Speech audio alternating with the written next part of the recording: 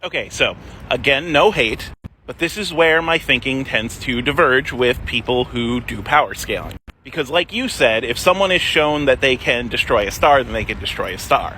My first question is, what are the properties of that star? Because power scalers like to assume that unless told otherwise, all physical properties are those of our universe. But I would say that in a lot of anime and a lot of fictional works, there is enough evidence to be told otherwise. Like if people are moving quote-unquote faster than light, but we see no relativistic effects from it, then that is evidence that relativity works in a different way.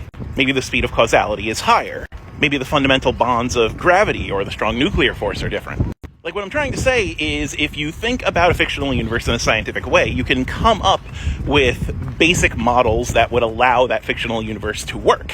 So instead of seeing someone destroy a star, calculating gravitational binding energy for our world and saying that's what that character can do, from a scientific standpoint, to be accurate, you have to first create a model in which the physics of this universe makes sense. Which you can do in fictional universes. It's harder than just saying it works like our universe does, but it's more accurate.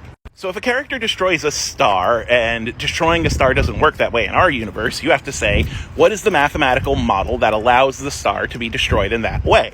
And when you have that mathematical model, then you plug in that mathematical model to try and figure out what energy output or what the feat that the character did was. Every calculation you make has to be consistent. Without taking those extra steps, like I said before, you're basically just playing with numbers. Your calculations don't mean anything. And I mean, even if you did come up with a new model that allowed you to cover all the intricacies of a fictional universe, your calculations would mostly not mean anything because we're all just speculating here. But that's the point. When we're all just speculating, when we're all just playing with ideas, you can't definitively say that any one person is right when it comes to scaling a fictional character's power. You could only have different hypotheses, and then you could only compare those hypotheses, and that's about as good as you could get.